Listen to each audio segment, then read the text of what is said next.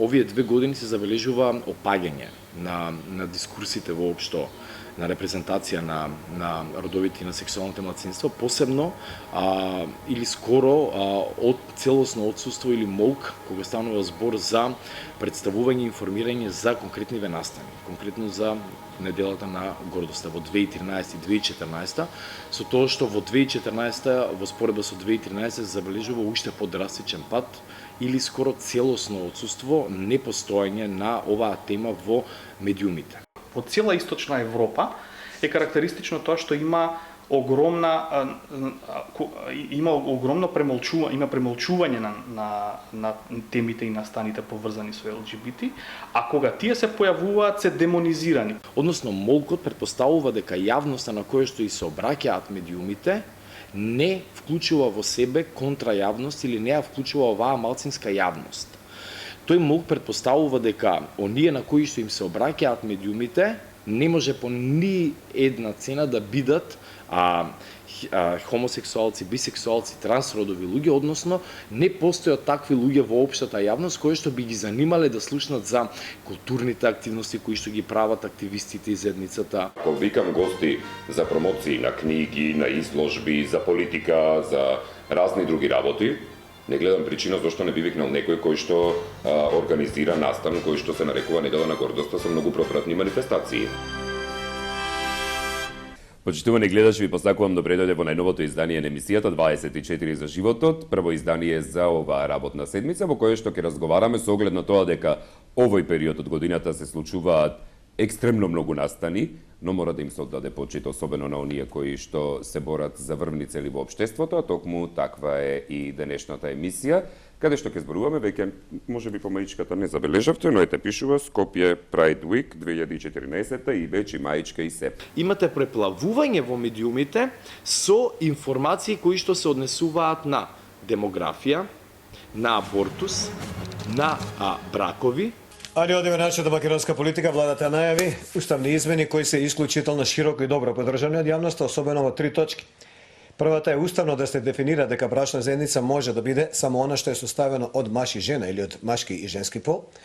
Второ, да се зголемат ингеренциите на судскиот совет и на судската бранша и судскиот систем воопшто. За се она што друго е понудено, а подржано во прилогот кој следи. Осумте промени во македонскиот устав кои вчера ги најави премиерот Груевски и се однесуваат на судството, финансиите и бракот, се добре дојдени за поздрав со тоа што некои од нив ќе треба да се појаснат и допрецизираат за граѓаните да немаат недоумици во нивното толкување, сметаат аналитичарите. Уставното зацврстување на институцијата брак е чекор напред во чувањето на семејните вредности, велат експертите. Се прави заштита на децата како такви, се знае кој може да ги воспитува и кој може да ги издига како малолетни особи. Значи, таткото е татко и мајката е мајка, не може другачие тоа да биде.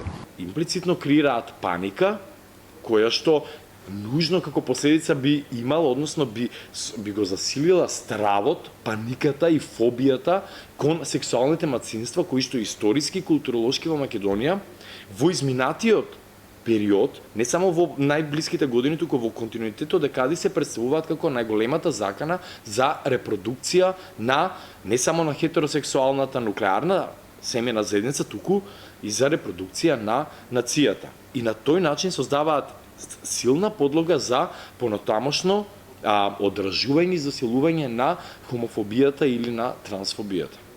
Ако медиумите прикажуваат, односно не прикажуваат воопшто било што од циклусот на прекршување на човекови права со кои се соочуваат сексуалното родовите малцинства, секој бунт, секој отпор, секој кревање на глас кој што ќе дојде до активистите, ќе биде комплетно невалидно и нелегитимно, односно она што веќе го имавме како ситуација во некои од претходните години, дека ќе се соочите со реакција од спортивната страна која што ќе ви вели зашто имено вие се борите. Кои се тие воопшто човекови права кои што на оваа група и се прекршени. Воопшто не ви треба анализа за да потврдите дека медиумите во вакви ситуации играат огромна улога. Моментите кога се премолчува насилство отворено, не зборувам за вербално насилство, туку зборувам за физичко насилство кон индивидуалци и кон групи од каква и да е провинција, Во тој случај медиумите директно влијаат врз начинот на кој што врз динамиката на идното наследство. Ако се известува за тоа, ако известувате за тоа наследство, со самото известување го правите видлив проблемот.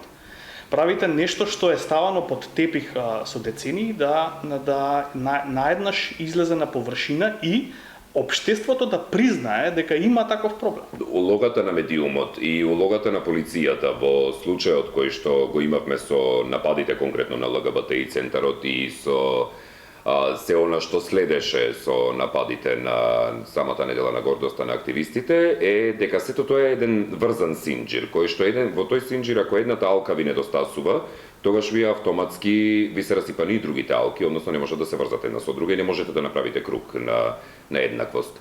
Ова е особено важно за Македонија, во што институциите не функционираат. Има неказнивост на делата. Има неказнивост на говорот на омраза исто така.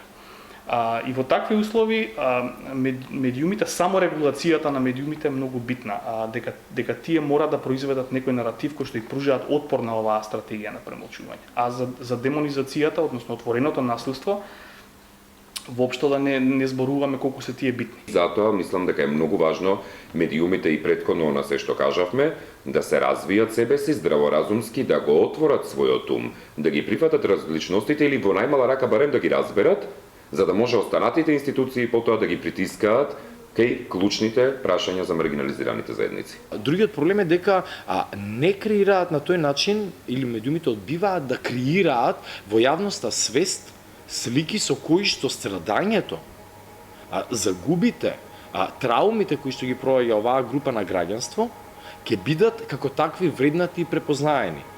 Нивните животи ќе бидат вреднити како легитимни, како човечки вредни, достоинствени, односно како животи кои што може да бидат оплакувани или на кои што може да им се пристапи со емпатија и солидарност.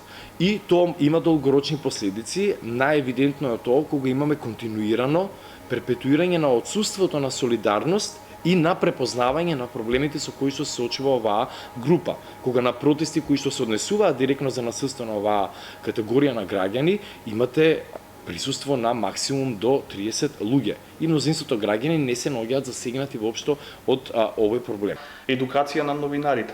Имаме ситуации во кои што новинарите прават грешки заради тоа што тие не се доволно информирани и не се доволно чувствителни кон спецификите на овој проблем. Доаѓањето на млади новинарски кадри, еве ќе зборувам конкретно за Република Македонија, кои што не разликуваат и не знаат како изгледа говорот на омраза и кои што не прават разлика во слободата на изразување и во говорот на омраза.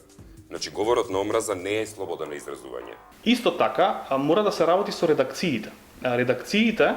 Новинарските редакции немаат документи внатре и немаат етички стандарди во случаи во кои што треба да известуваат за овие проблеми. Се разбира, во Македонија сите овие моменти се уште во зародиш. Има елементи кои што ја менуваат оваа практика, например Кодексот на новинари на Македонија. Има еден член кој што пропишува дека новинарот не смее да говори со јазикот на омразата и не смее да дискриминира. Сексуалната дискриминација во Кодексот на новинари е експлицитно наведена внатре, што не е случај во законот за спречување на дискриминација, колку што јас сум запознат. Се додека не се смени, не почнеме да менуваме политичката култура која што е метастазирано етнонационалистичка во Македонија, до тогаш не можеме да очекуваме поголеми, подолготрајни и пошироки ефекти, меѓутоа мислам дека овој тип на акции сепак ќе помогнат во приказната.